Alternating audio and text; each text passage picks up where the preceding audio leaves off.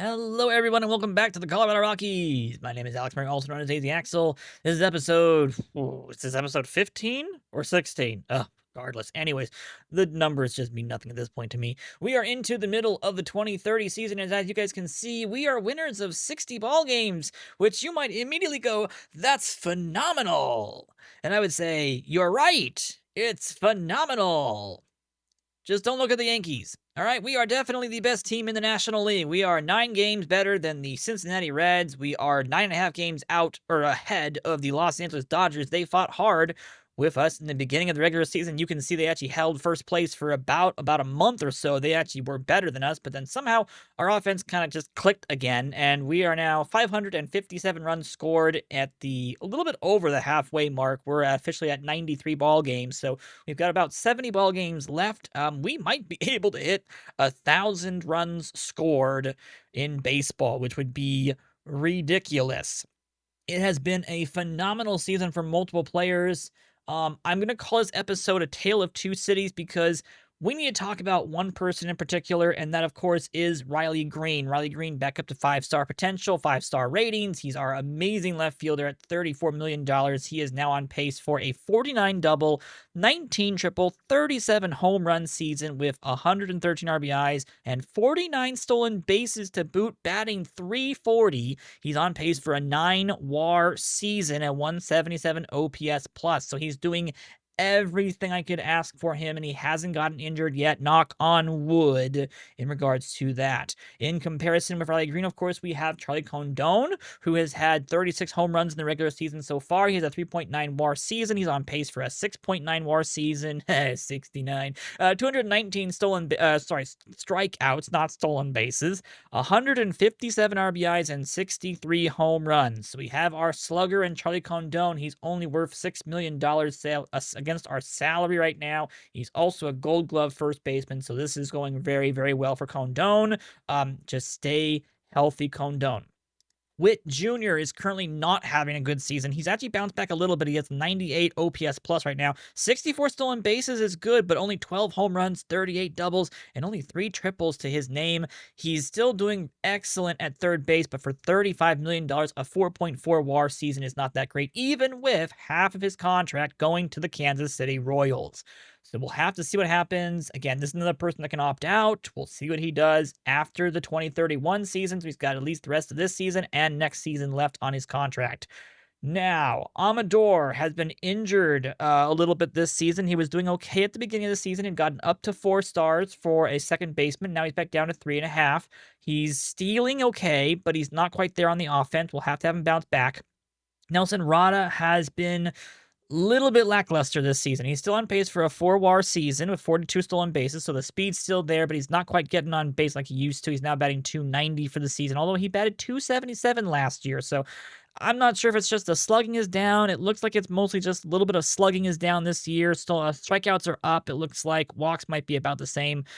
He's going to look to have 99 RBIs, though, so he's doing a really good job at being able to produce some runs when he can, and his defense is still acceptable across the field. So, again, he's still good, but he's also fragile. Stay healthy, please, Rada.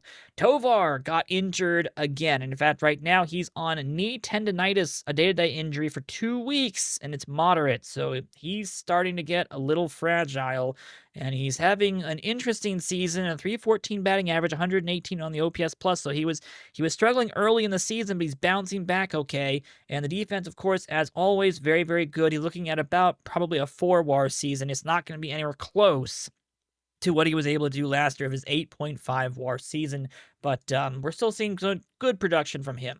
Brenton Doyle has been a breath of fresh air. He actually has a 100 OPS plus. He's on pace for a 3.8 WAR season. He's on pace to hit 26 home runs and have 26 doubles. So that BABIP, a huge improvement for Brenton Doyle. He is now officially absolutely worth the $9.2 million that we are paying him for a almost 4 WAR center fielder who gives us Gold Glove caliber center field ability that has helped our pitching staff a lot. Drew Romo's batting .254. He's on pace for only a 2.2 WAR season. It's just been a little bit of a lackluster performance from him on the offensive side. Slugging is going down. It's just, I don't know.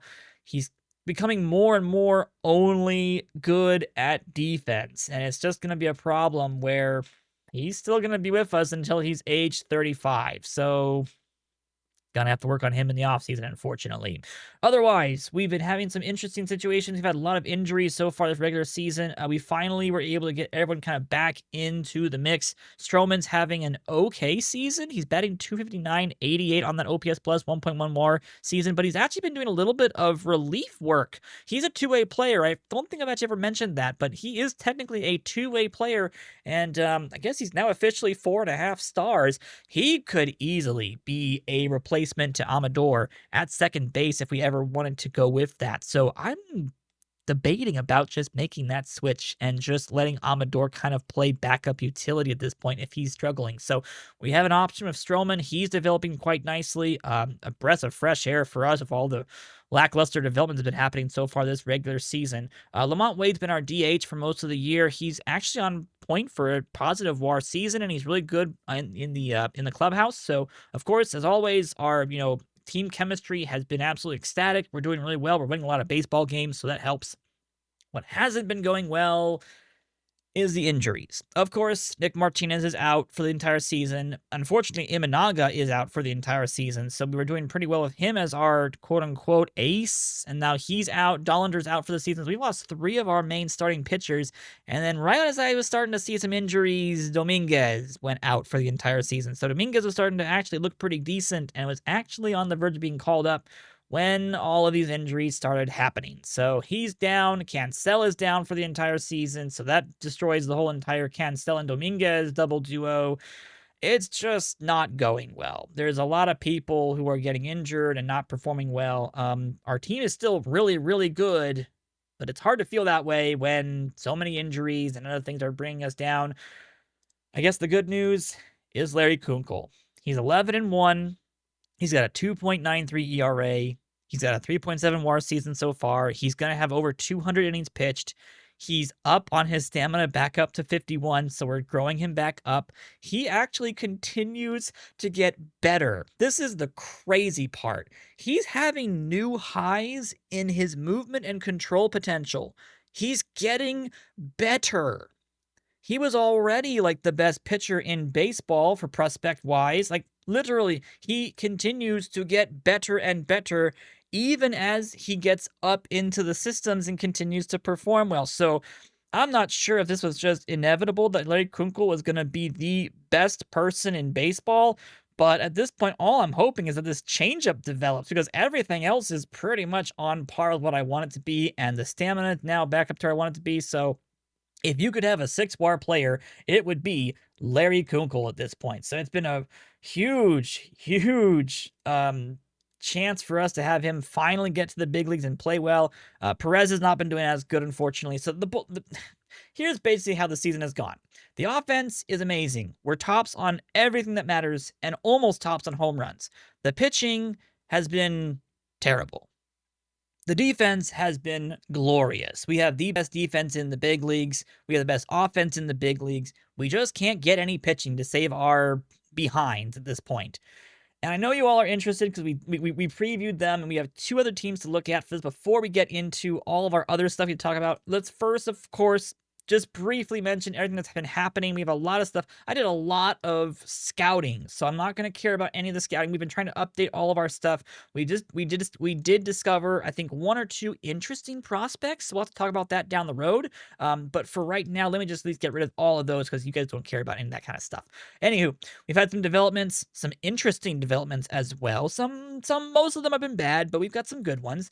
Nick Martinez, of course, wanted to get an extension, and then he promptly said, no, sorry, he didn't want to extend. He said he was going to be retiring at the end of the season. So unfortunately, he's going to retire injured. So unfortunately, he's kind of done for the rest of his career. It's been interesting. We've had some good results and some good games from people like Kevin Roberts Jr. And then who was the other person that was doing really, really well? It was a catcher who's been doing really well this season as well. I'll have to find them in a little bit. Oh yeah, Estep's been doing really good too down in the rookie system. It's been an interesting. Here he is, Jason Adams.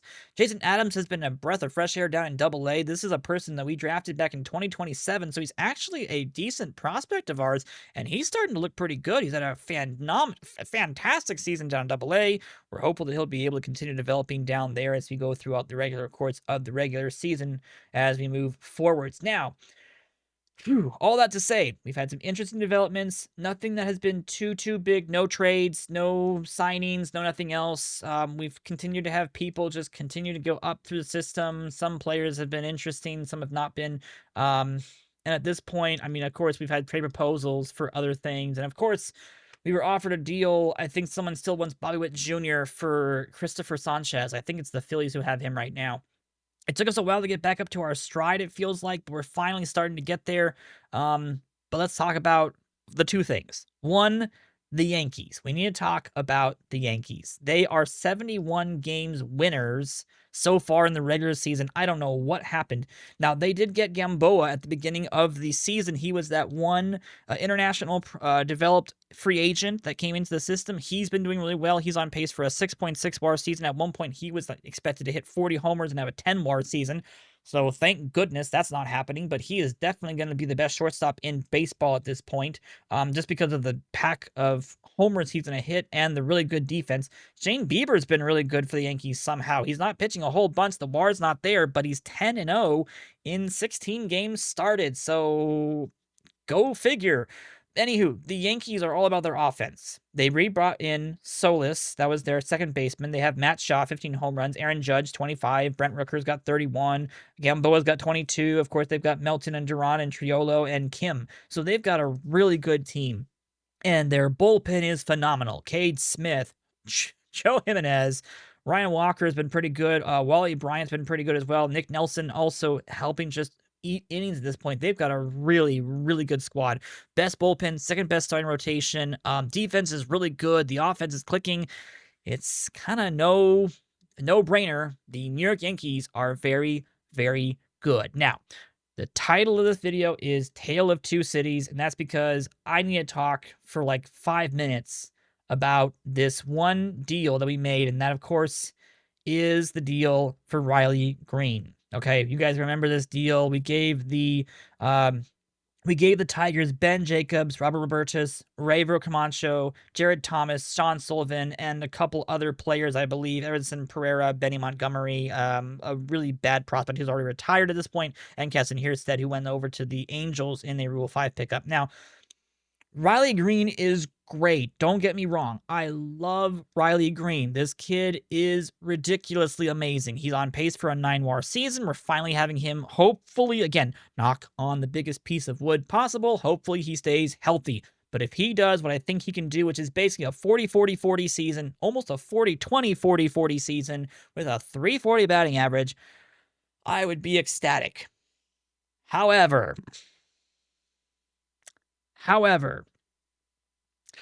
I will be forever kicking myself that I ever made this deal. Ben Jacobs is not having a great season, so this is finally the first season that he's not doing very well, but he's still a very good fan favorite, very good pitcher. Still upset that I got rid of him. But that's not the problem. The problem is Camacho. I don't know how on earth I overlooked Camacho's radar, but he has turned into potentially the equivalent of Larry Kunkel. And it's bad. It's very bad. So unfortunately, we are going to lose this trade. We are going to lose it very poorly. It's going to be a disaster of a trade. This is probably going to be the worst trade I have ever made in OOTP. And that is saying something. I have been involved in many trades. I have done my fair share of trades. Jared Thomas could still be a great person for them as well. Sean Sullivan has been a terrible bullpen person, but he really should be a starting pitcher anyways, so I don't know what they're doing with him anyways. Benny Montgomery is down in AAA. I think he got injured. He's been okay. I'm glad we got rid of him, but I should not have given the Tigers Camacho. I really should not have given them Camacho. In my gut, I knew he could have developed well. He was just too far into being a 3-star player that a couple of good pushes just would have bounced him up into what he can be right now, which is just really, really good 23-year-old. He won Rookie of the Year last year. He won Cy Young last year. And he's on pace to win Cy Young again this year. So unfortunately, Tale of Two Cities. I really like having Riley Green on the team. I really don't like having to have given up Camacho and Jacobs to get him. Because at the end of the day, I don't think he's ever going to be able to make up the difference. And if he opts out after 2031, I'm left with, what, 5 seasons of Riley Green, and I give away probably 16 to 18 seasons combined of Jacobs and Camacho. So unfortunately, it's a look back and regret situation. Probably going to be the worst trade I've ever made in my life, just because of the fact that there's so much upswing with Camacho and Jacobs that it's going to be really bad. The Witt Jr. trade, that one was good. That one is still turning out to be a very good deal. Paulino has not developed into everything the Royals thought he was going to be able to be. He's not doing well. Sterling Thompson is still doing very well, but he's only so good, and then none of the other people have really developed into really good players. Ritter's still pretty decent, but I'm okay with getting rid of Ritter. That's not the end of the world for me. He hasn't gotten better, unlike Camacho. So, regretfully, we've got some good, we've got some bad. Let's quickly talk about our first-year player draft players that we were able to get in our draft this season. We were able to finish up our draft. We've got all of our new kids for the season. It was an interesting draft. I want to say it was pretty good. Our first round pickup, if I can get to everybody, there they are. Our first round selection was actually a pitcher. We actually picked up a pitcher named Antonio Castilla. Good 4-pitch pitcher out of high school. Going to be a 3-year high schooler at this point. Some issues of his stamina, but we're going to work on that. Good personality and some really good movement and stuff combination with some decent control. We actually were very happy to land this kid at the end of the first round because it was getting really poor in terms of quality depth for this year's draft. So we're very happy that he fell to us, a left-handed pitcher, nickname of Sonny. Second round pickup was Zach Stevens. This is going to be a person that we're going to hopefully develop some defense for, some good bat for him at this point, but we got to work on that defense a little bit. Probably looking at a third baseman here if we can get that defense round. Should be pretty good for us moving forwards. Third round pickup was, again, another person who we just don't really get a whole lot of good defenders because we're so late in the draft, but a good bat here for Perry Parks. He's going to be interesting, and probably, again, another third baseman. Might be able to move into the outfield. We'll see about that, but a good average, good hitting third baseman out of high school. Perry Parks joined in the third round of the draft. Bubba Woost. I'm going to call it Woost, but it might be Worst. Mr. X, as he is known. This is a project pickup here in the fourth round selection. I am going to do everything in my power to develop that knuckle curve, because if that knuckle curve ball develops, that is basically 2 pitches in one, which means if we can get that up to the same level as the changeup and the fastball, this kid could be something good. And his personality is good. High loyalty, high work ethic, and low financial ambition means that he's a good option for us to be able to see if we can develop him. 4-year high schooler out of New Jersey. I'm sorry. No, not out of New Jersey. New Jersey. Interesting. He was born and raised in California, went to New Jersey, was going to go to Kennesaw State University. We pick him up here in the 4th round, and he is a project pitcher. We'll see if we can get that knuckle curve around, because that would be a whole lot of fun. Dusty Lacefield's going to be the 5th round selection for us. A good first base option, good bat, balanced bat at this point. Again, this draft was really poor in terms of quality and depth, so we're kind of just getting what we can at this point. Dusty Lacefield ends up being our 5th round selection. Roger Bloom comes in the 6th round. Again, another person who doesn't have a whole lot of defense, but that bat is balanced enough that we took a chance on him. We'll see if we can develop the defense and if we can get that offense to go through. Alvaro Herrera, is our 7th round selection. He ends up being a much better defender across the board. We're happy about him being able to join our squad. 7th round from 6th round? Yeah, that's correct. Sorry, just forgot my number for a second there. Anywho, Alvaro is going to be an interesting pickup. We liked his offense, liked his bat, and his better ability to play defensively is something we like better. We didn't like the personality as much, but hopefully he'll develop pretty well for us. We picked up Rick Pales. This is a corner outfielder, good personality, great contact. We're going to try to develop that even more, make him like a contact outfielder, see what we can do with his defense. He was a one-year JUCO freshman out of Santa Rosa Junior College. We're going to try to see what we can do with him in the outfield, what we can do on his offensive side, maybe push that power up a little bit so it's at least into the 30s or 40s. That might actually be a decent enough ability to make him a 4-star caliber player. Henry Holman is a center fielder option, potentially corner outfielder option. Some good speed, good power, good gap power. Got to work on that contact a little bit and the eye, but we liked the personality as well. He was drafted in the 9th round. 10th round went to Xander Stouffer, a catcher. Again, we picked up more catchers this season. There were some pretty good ones out there. Decent bat here of Xander, and an okay enough amount of catching defense that we're going to give him a shot. And we'll try to see if we can improve the defense down the road, or if it proves naturally by itself. Bubba McDermott. You know we had to pick him just for the name alone. I mean, come on, seriously. Bubba McDermott. We had to pick him up. Good, actually balanced bat here, too, for a corner outfielder. If we develop a little bit of that outfield, maybe a center fielder here in the 11th round. 12th round went to John Wiley. This is another corner outfielder option for us. More about the contact, a little bit of a balanced gap, power, and eye at this point, but less on the speed. 4-year high schooler, and we'll see what he can do. Liked his personality enough to be able to make him have a shot in our organization. 13th round went to Aiden Malandane? These names are getting ridiculous. I'm so sorry. Corner outfielder here, good power, some decent enough speed. We'll see what we can develop out of him. Just another person we add to our outfield. Ron Kent, a catcher, was drafted in the 14th round. Good bat at this point, and some decent enough catching ability that we kind of thought it'd be a pretty decent catcher for us here in the 14th round. So we're hopeful to get a little more of that bat developed. 3-year high schooler, was a high school senior out of Easton, Pennsylvania, I believe. And he'll be here in the 14th round going to us. 15th round went to Kevin Griffith, another catcher, much more on the defense this time. We saw something we actually liked in the defensive side, less on the bat, but here in the 15th round, that is perfectly okay. We'll see if the bat develops. This is kind of what we see out of that other person we talked about earlier in the video who had the really good defense, but was just starting to get that bat around in Double-A. So hopefully, Adams, I believe was his name. So hopefully Kevin can do the same thing that Adams has been doing, get that bat up down the road. That defense will play just fine anywhere. Mike Schultz was the next person. Showboat is his name. Good personality. So not a showboat, basically? I don't know. Seems weird that he has that nickname, but then really good personality. He was in good competition level in high school, so this could be someone who actually is already kind of proven to be a good pitcher at this point. He might be a bullpen person. That stamina is not that great, and the control's not that great, but if we can get that movement and that control up, this is actually not a bad starting pitcher, and he might be able to develop. He's only 17 years of age, a sidearm power pitcher, throwing already 95 to 97. Carlos Ibarra was our 17th round pickup. This is a bullpen person, probably. The control is not that great. We'd have to work on that a lot, but we liked his 3 pitches. He's got a really good fastball already, mostly developed at this point.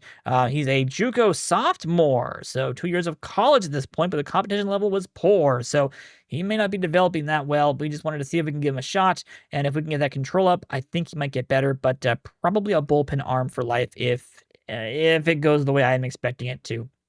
Dwight Wesley was the next person. We did pick up a couple of bullpen arms, and he is one of them. A mostly developed person at this point. He's got a little bit left to do, but we're hopeful for a little bit more control and movement on his personage. Other than that, though, we are just kind of hoping and praying that maybe that good adaptability, work ethic, and intelligence will go our way with some development for Dwight, and he'll be able to get a little bit better, and maybe he'll become a 2.5-star reliever that we might be able to throw into the big leagues pretty soon, like a year or two, maybe. We'll see about that. He's 17 years of age, 4-year out of high school. He was in the 18th round. 19th round went to Matt Umstead. This is a corner outfielder option. Some interesting bat profile. We didn't like the personality, unfortunately, but he's a high schooler out of Desert Ridge, which is a nearby high school here in Mesa, Arizona, and felt like I kind of had to be able to do that just to get the namesake at this point. So yeah, Matt Umstead goes in 19th round to us. And our last pickup of the 2030 draft was Daniel Castro, a fairly decent fielding middle infielder. Second, third, and shortstop, all potential options for him if we work on him a little bit. The bat was a little lackluster, but the contact's pretty decent.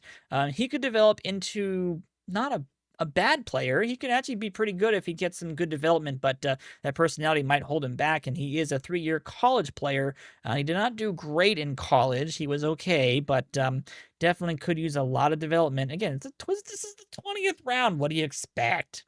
I will mention this one thing about our first-year player draft. All those kids that we just talked about, we only ended up spending, I think we were at like 40% or something. Like, we're really low on our offered amounts to all these kids. A lot of them were very, very low in terms of what their demands were. Castilla was the slot, as was Stevens, but everyone else was either a little bit above or very, very, very, very, very, very far below. We did a really good job saving a lot of money on our first year player draft. So hopefully that'll mean that our money at the end of the season will be a little bit better. We are seeing some issues with our attendance per game somehow. I don't know how being in first place and winning 60 games results in this, but it's what's happening so far. So we'll see how it goes. We're hoping that our budget will be increased at the end of the season when the owner reevaluates our entire team and sees that we might be able to win the World Series again. Hopefully he'll increase it and we'll do pretty well. And again, hopefully we continue to stay healthy. Staying healthy is going to be our biggest, most challenging part. We have so many people who are fragile. We just have to be able to stay healthy, and we'll be able to get at least into playoffs on a good note. So, on that note, I hope you all have a great rest of your day. We'll try to see what we can do in terms of acquiring players in the trading period of time. We'll see what options we have. Maybe Kyle Bradish is an option for us. I don't know. It just depends. We don't have a whole lot of money to spend on stuff, so it has to be a one-year rental. It has to be a perfect case scenario. That's the problem, is that we're just really in a bad spot. Oh, I guess the last thing I will mention, the reason why I feel like it's been such a weird season so far, we are now 24th in our player development system rankings. We dropped like a rock. So, we need a lot of help in our minor league system. It's going to be tough. We are in officially win now mode for the next 3 to 4 years. We have no prospects. We've got nobody that is expected to be a big league impactful player. Now it's just all a bunch of, well, maybe we can get depth out of our minors. So unfortunately, we have to now change our expectations on how we're going to be getting big name players into our system. We're running out of prospects that are elite. We now have to hope and pray for diamonds in the rough, and we have to start looking towards either free agency or a complete retooling of the entire team is going to be inevitable down the road. So, on that not so happy note, I will see you all in the next episode. Hopefully, it's a World Series championship screen once again. We've got to win these. We need to win these. We have to. I'll see you all in the next episode. Bye-bye.